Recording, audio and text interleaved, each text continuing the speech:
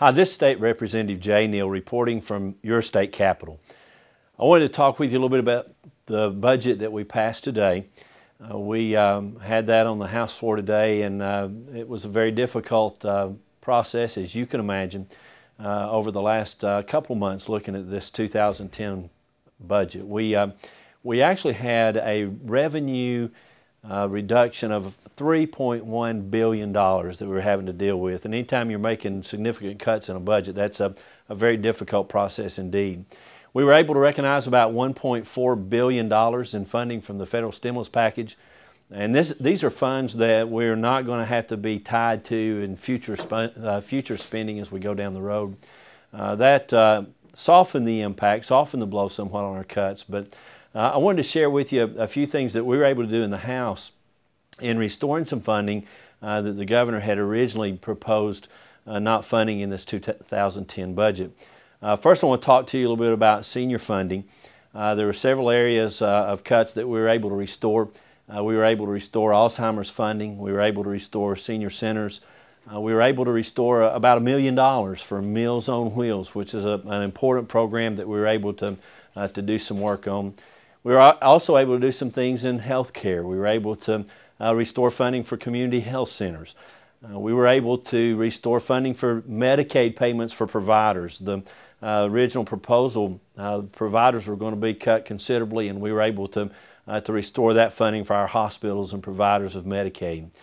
We also were able to provide the funding to prevent the employer share being cut on state health benefit. That would have amounted to teachers and other state employees paying about $75 a month more for their insurance premiums, and we were able to restore that funding so that they'll be able to avoid that $75 a month increase in their premium.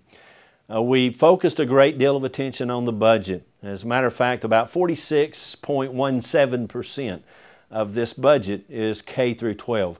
It shows very clearly that we have a priority for education as we're looking forward in 2010, and that is evidenced in a number of the things that we're able to do. For example, in education, we were able to restore funding for school nurses. That probably was the one thing that we heard more than anything else from folks back home. You all were letting us know that you wanted us to fund those school nurses, and we were able to provide that $30 million for our school nurses. By the way, just a kind of a side note, about $25 million toward school nurses is picked up by the local level. It's about a $55 million program, and we were able to restore that $30 million for school nurses. Another thing we heard a good deal about was National Board Certified Teachers. Those teachers, and it's only about 2% in the state that have National Board Certification, get a 10% stipend each year as a bonus, rewarding them for achieving that National Board Certification. And we felt that we had a commitment to them. We had told them that we would do this, and we were able to fund that 10% stipend for those National Board Certified Teachers in 2010. There are several other programs. For example, the governor had recommended that the RESA program and the ETC, these are our educational support centers for our local school systems, especially significant in the rural systems such as Walker and Catoosa County and Chickamauga.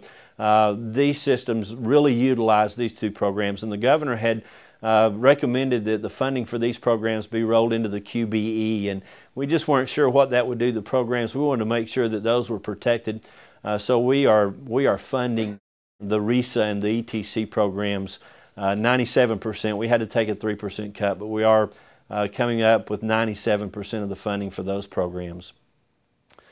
A couple of other things that we really looked hard at. One was the graduation coaches. Again, the governor recommended the funding for graduation coaches be rolled into the QBE formula. We've seen some significant increases in our graduation rate in the state of Georgia over the last few years, and we believe that graduation coaches are part of the reason that we've seen that. We just didn't want to jeopardize that program, so we went ahead and funded graduation coaches outside of the QBE as well. Another thing that the governor proposed was taking the science and math mentors and putting them into the school's improvement. That was another area that we were a little bit concerned that it might get lost in school improvement. We wanted to make sure that we could that we could see that that math and science mentor program was being fully funded. So we're leaving that out as a separate item, and we're funding math and science mentors. The Governor's Honors Program is another program that we feel very strongly about. This is a program that rewards some of the best students in the state of Georgia, and the Governor had to propose a cut in the honors program, and that cut was going to actually limit the number of students that could participate. And we didn't want to see a reduction in the participation of the best students in the honors program, so we decided that we would fully fund that Governor's Honors Program. We also, as a result of being able to draw down some additional federal stimulus, we also reduced the austerity cuts that had been proposed by about $35 million. These are all very important issues as we move forward in 2010. We feel good about what we were able to accomplish. When we look at where we were 2 or 3 months ago and what we thought we were going to have to do, we feel good about being able to fund some of the things that we've been able to fund. We do still have a concern somewhat with the equalization funding, about $112 million short on the equalization grant for schools. We need desperately to find the funds to fund the equalization grant. We're working with the Senate, trusting that the Senate will be able to find some funds to do that. We may even have to look at some pretty extreme measures to make that happen, but we just believe that the poor system shouldn't be penalized by not having equalization funded. Another significant add that we had in this budget was, and I know a lot of people have been concerned about the crime labs closing. We have been able to fund the crime labs in this 2010 budget. And not only have we funded the crime labs, but through the bond program, we're also going to purchase about $1 million of equipment for those crime labs. That's the proposal. These are the proposals of the House. We've passed it out.